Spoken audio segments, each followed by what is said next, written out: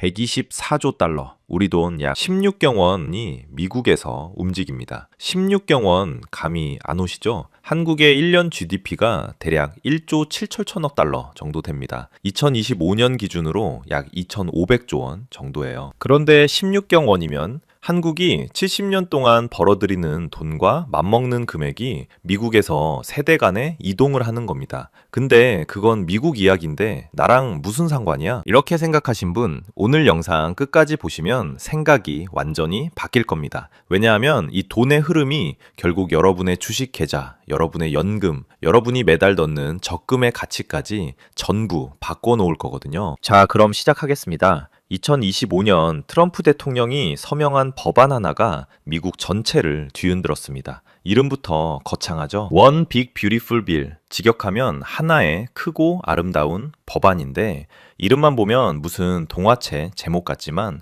내용은 전혀 동화 같지 않습니다. 이 법안의 핵심 중 하나가 바로 상속세 면제 한도의 대폭 확대입니다. 원래 미국은 2017년 트럼프 1기 때 세금 감면 및 일자리법을 통해 상속세 면제 한도를 인당 약 500만 달러에서 1000만 달러 수준까지 2배로 올린 적이 있어요. 그런데 이 혜택이 2025년 말에 일몰, 그러니까 자동으로 만료될 예정이었거든요. 해가 지듯이 법의 효력이 사라지는 겁니다. 그런데 트럼프가 재집권하면서 이 일몰 조항을 없애버렸습니다. 단순히 연장한 게 아니에요. 한도를 인당 약 1,500만 달러, 우리 돈으로 약 200억 원 수준까지 끌어올렸다는 관측이 나오고 있습니다. 부부 합산이면 약 3천만 달러, 400억 원까지 세금 한 푼 안 내고 자녀에게 물려줄 수 있다는 뜻이에요. 이게 왜 폭풍이냐고요? 지금 미국에는 베이비 부머 세대, 그러니까 1946년에서 1964년 사이에 태어난 사람들이 역사상 가장 많은 부를 축적하고 있습니다. 이 세대가 보유한 자산이 약 85조 달러에 달해요. 그런데 이분들이 이제 70대, 80대에 접어들고 있단 말이죠. 자연의 섭리대로라면 앞으로 20년 안에 이 어마어마한 부가 자녀와 손자녀 세대로 넘어갑니다. 여기에 상속세 부담까지 확 줄었으니 이제 세금 때문에 못 물려주겠다는 고민이 사라진 거예요. 물론 초고액 자산가들은 여전히 상속세를 내겠지만 중상위층이라고 할 수 있는 수백만 가구는 이제 거의 세금 없이 자산을 이전할 수 있게 되었습니다. 미국의 자산운용사 세룰리 어소시에이츠의 추정에 따르면 2048년까지 약 124조 달러가 세대 간 이전될 것으로 예상됩니다. 이 숫자에는 기부로 빠지는 돈도 포함되어 있지만 대부분은 가족 간 상속과 증여입니다. 124조 달러, 16경 원,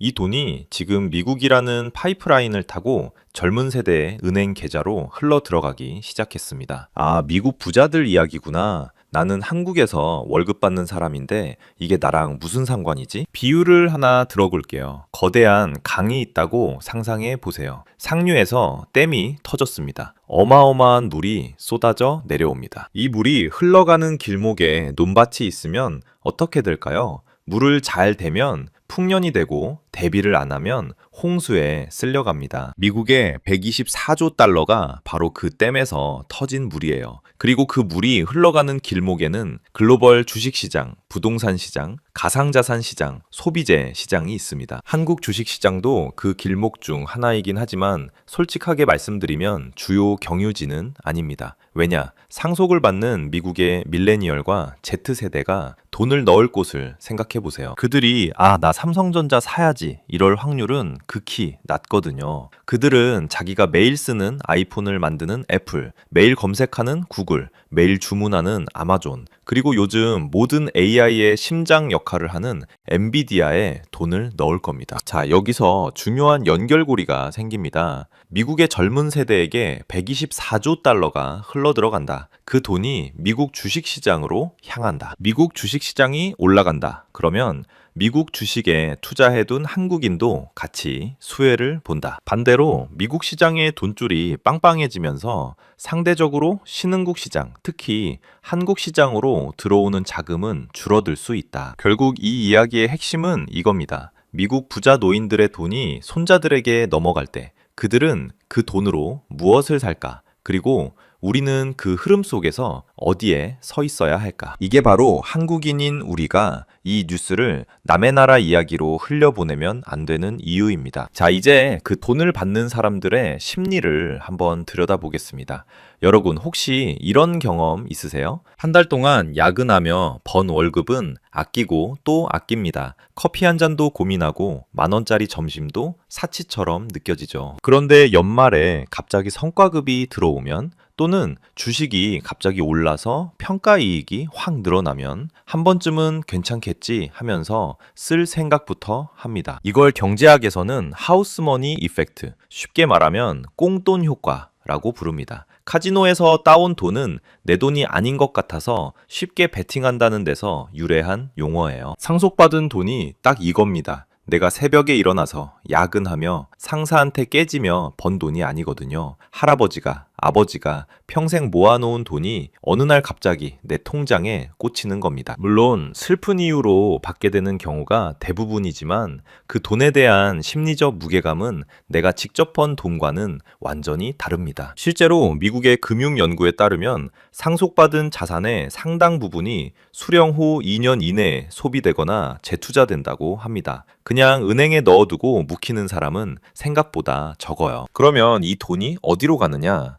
일단 소비 시장이 크게 요동칩니다. 명품 시장을 한번 보세요. LVMH, 캐링, 에르메스 같은 유럽 명품 기업들의 매출에서 미국 시장이 차지하는 비중이 계속 올라가고 있습니다. 2025년 기준으로 LVMH 전체 매출의 약 25% 이상이 미국에서 나와. 상속받은 젊은 세대가 이 돈을 가장 먼저 쓰는 곳이 어딜까요? 루이비통 가방, 최신 아이폰 프로, 몰디브 여행, 테슬라 모델 Y, 행동 경제학에서 이미 확인된 경향이에요. 그리고 여기서 주목해야 할 건 소비하는 사람이 아니라 소비의 끝에서 돈을 걷어가는 기업입니다. 루이비통을 사면 LVMH 주주가 돈을 벌고 아이폰을 사면 애플 주주가 돈을 벌어요. 테슬라를 사면 테슬라 주주가 돈을 법니다. 땀 흘려 번 돈은 아끼지만 상속받은 돈은 소비 시장에 불을 붙입니다. 그리고 그 불이 타오를 때 불 옆에서 몸을 녹이는 건 주주들이에요. 여기서 세대 간 자산 선호도 차이를 짚고 넘어가야 합니다.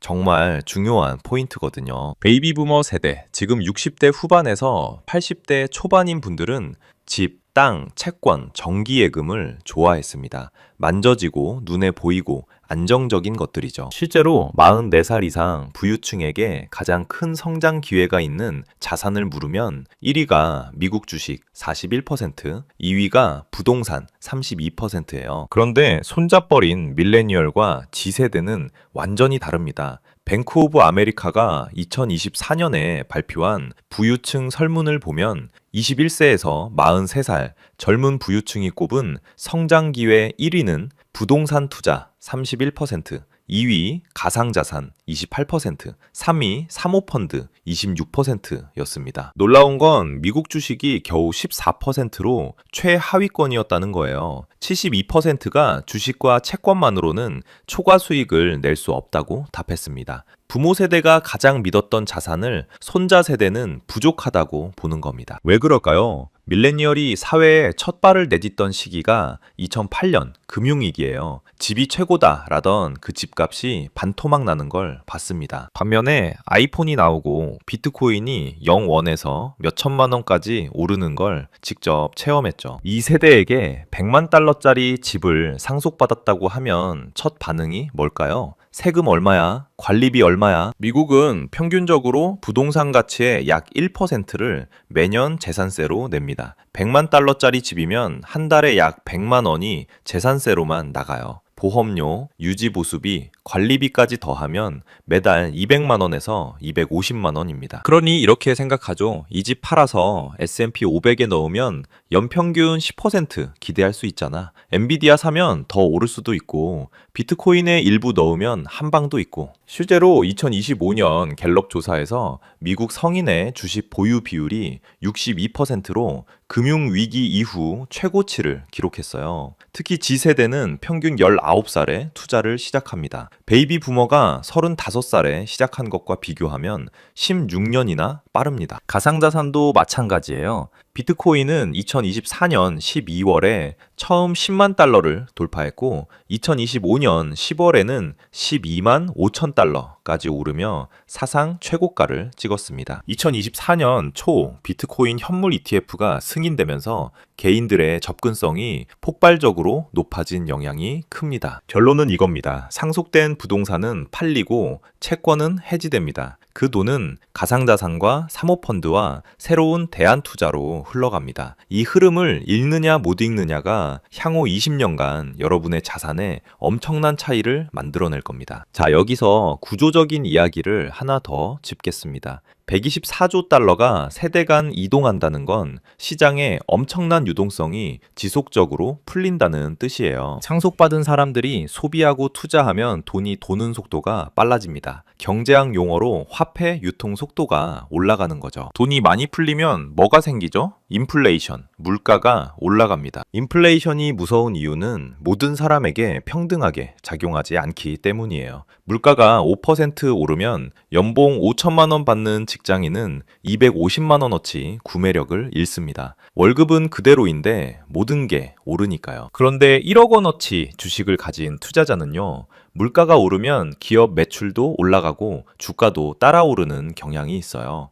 코카콜라가 콜라 가격을 올리면 매출이 올라가고 주가도 올라갑니다. 노동자는 인플레이션에 당하고 투자자는 인플레이션을 탑니다. 자본주의의 불편한 진실이지만 외면한다고 사라지지 않습니다. 미국의 세제가 이걸 더 심화시킵니다. 트럼프 세제 개편을 보세요. 상속세 면제 한도 확대, 법인세 35%에서 21%로 인하 유지, 자본이득세 우대세율 유지, 전부 자산을 가진 사람에게 유리한 방향이에요. 회사는 결국 누구를 위해 존재할까요? 냉정하게 말하면 주주를 위해 존재합니다. 직원에게 월급을 주는 이유도 그 직원이 회사 가치를 올려서 주주 이익으로 돌아가기 때문이에요. 좋고 나쁘고의 문제가 아니라 시스템의 작동 원리입니다. 그래서 드리고 싶은 메시지는 이겁니다. 부의 대이동 시기에 가장 큰 수혜자는 자산을 쥔 사람이다. 월급만 받고 자산을 안 만드는 사람은 이 돈잔치에서 점점 소외됩니다. 인플레이션이 올라갈수록 자산 없는 사람의 구매력은 녹아내리거든요. 그러면 뭘 해야 하느냐? 지금부터 구체적으로 말씀드리겠습니다. 자, 이제 우리나라 상황을 비교해 보겠습니다. 미국은 1인당 1,500만 달러까지 상속세 면제, 부부 합산 3천만 달러, 약 430억 원까지 비과세입니다. 한국은요, 상속세 최고 세율이 50%예요. 과세 표준 30억 원을 초과하면 그 초과분의 50%가 적용되고 최대 주주 할증까지 붙으면 실효세율이 60%까지 갑니다. 일본에 이어 OECD 국가 중 두 번째로 높고 할증 포함하면 사실상 세계 최고 수준이에요. 면제 한도도 일괄 공제 5억 원, 배우자 공제 포함해도 10억 원에서 15억 원 수준에 불과합니다. 쉽게 말하면 이렇습니다. 미국에서는 200억 원을 물려줘도 세금이 0원인데 한국에서는 수십억 원만 넘어가도 상당 부분을 세금으로 내야 합니다. 그래서 한국에서는 부의 세대 간 이전이 미국만큼 거대한 스케일로 일어나기 어렵습니다. 물론 상속세의 취지 자체를 부정하는 건 아닙니다. 부의 과도한 집중을 막겠다는 목표가 있으니까요. 하지만 투자자 관점에서 봐야 할 건 이겁니다. 한국에서는 부의 이전이 막혀 있지만 미국에서는 활짝 열렸다. 그 열린 문으로 124조 달러가 쏟아져 나온다. 이 돈이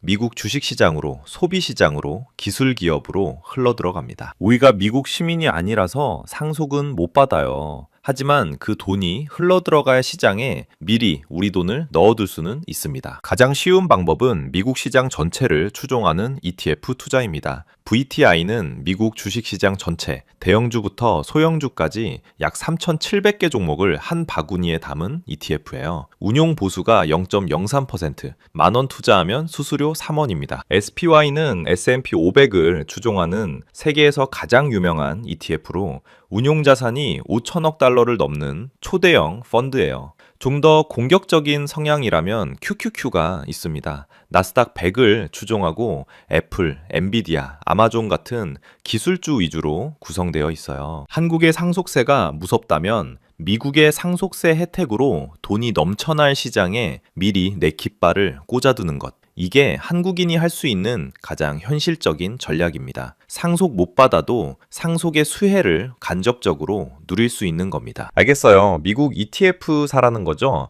근데 지금 시장 너무 비싼 거 아니에요? 버블 아닌가요? 이 질문 정말 많이 받습니다. 그리고 매년 나와요. 2015년에도 S&P 500이 2000 넘었는데 비싼 거 아냐? 했고 2019년에도 3000 넘었으니 빠지겠지 했고 2024년에도 5000 넘었는데 거품이야 했습니다. 2026년 2월 현재 S&P 500은 약 7000포인트 부근에 있어요. 역사를 한번 볼까요? S&P 500의 지난 100년 역사에서 27번의 베어마켓 20% 이상 하락장이 있었습니다. 대공황, 오일쇼크, 블랙먼데이, 닷컴버블, 금융위기, 코로나 폭락, 매번 이번에는 진짜 끝이다 라고 했어요. 그런데 결과는 100년 전에 S&P 500에 1달러를 넣었다면 배당 재투자 기준으로 지금 약 2만 달러가 됩니다. 물가 조정을 해도 실질 수익률이 연평균 약 7%예요. 어떤 하락장도, 어떤 전쟁도, 어떤 팬데믹도 이 장기 상승 추세를 꺾지 못했습니다. 결국 승자는 누구였냐? 하락장에서 주식을 던지지 않고 버틴 사람, 그리고 하락장에서 오히려 더 산 사람이었습니다. 워런 버핏의 유명한 말이 있죠. 다른 사람이 두려워할 때 탐욕을 부려라. 진부하게 들릴 수 있지만 진실이니까 진부해진 겁니다. 실질적인 실행 방법을 정리하겠습니다. 첫째, 매달 일정 금액을 미국 ETF에 적립식으로 넣으세요. 한 번에 목돈을 넣는 게 아니라 매달 30만 원이든 50만 원이든 100만 원이든 꾸준히 넣는 겁니다. 달러 코스트 에버리징이라고 하는데 비쌀 때도 사고 쌀 때도 사서 평균 매입 단가를 낮추는 전략이에요. 적금 넣듯이 하면 됩니다. 둘째, 하락장이 오면 비중을 늘리세요. 시장이 10% 빠지면 평소보다 조금 더 넣고 20% 빠지면 여유 자금을 투입합니다. 말은 쉽지만 시장이 20% 빠질 때 뉴스에서는 대폭락, 공황, 헤드라인이 도배돼요. 공포에 압도되면 절대 실행 못합니다. 그래서 미리 원칙을 정해놓는 것이 중요해요. 셋째, 개별 종목 공부가 어려우면 ETF만으로 충분합니다. VTI 하나면 미국 시장 전체를 사는 거고 QQQ 하나면 기술주의 정수를 사는 겁니다. 개별 종목으로 대박을 노리는 것보다 시장 전체를 사서 평균 수익을 꾸준히 가져가는 게 장기적으로 훨씬 높은 확률로 부를 만들어줍니다. 한 가지 더. 한국 투자자가 미국 주식에 투자할 때 양도소득세는 연간 250만 원 초과분에 대해 22%가 부과됩니다. 양도소득세 20%에 지방소득세 2%를 합친 거예요. 절세하려면 매년 손익을 관리하거나 장기 보유 전략을 쓰는 것이 유리합니다. 개인 상황에 맞게 세무사나 금융 전문가와 상담하시는 걸 추천드립니다. 미국에서 124조 달러, 우리 돈 16경 원이라는 말도 안 되는 규모의 돈이 세대 간 이동을 시작했습니다. 트럼프의 세제 개편이 그 물꼬를 확 틔워버렸고 이 흐름은 앞으로 20년간 계속됩니다. 그 돈을 받는 젊은 세대는 부모처럼 집을 사고 채권을 사지 않습니다. 주식을 사고 코인을 사고 AI에 베팅합니다. 그리고 그 소비와 투자의 끝에서 돈을 걷어가는 건 결국 자산을 미리 깔아둔 사람들이에요. 한국에 있는 우리가 이 파티에 초대장을 받은 건 아닙니다. 상속받을 일도 없고 미국 시민권이 있는 것도 아니죠. 하지만 그 파티에서 돈이 어디로 흘러가는지를 안다면 그 길목에 내 돈을 미리 세워둘 수는 있습니다. 매달 50만 원이면 충분합니다. 방향만 맞으면 시간이 알아서 일을 해줘요. 결국 이건 선택의 문제입니다. 16경 원짜리 물줄기를 뉴스로만 구경할 건지 아니면 그 흐름 위에 나만의 수차 하나를 올려놓을 건지 저는 여러분이 후자이길 바랍니다. 오늘 영상은 여기까지고요. 도움이 되셨다면 보통의 경제학 좋아요 한번 눌러주시고 아직 구독 안 하신 분들은 구독도 부탁드리겠습니다. 여러분이 눌러주시는 그 버튼 하나가 다음 영상을 만드는 힘이 됩니다. 그러면 다음 영상에서 뵙겠습니다. 감사합니다.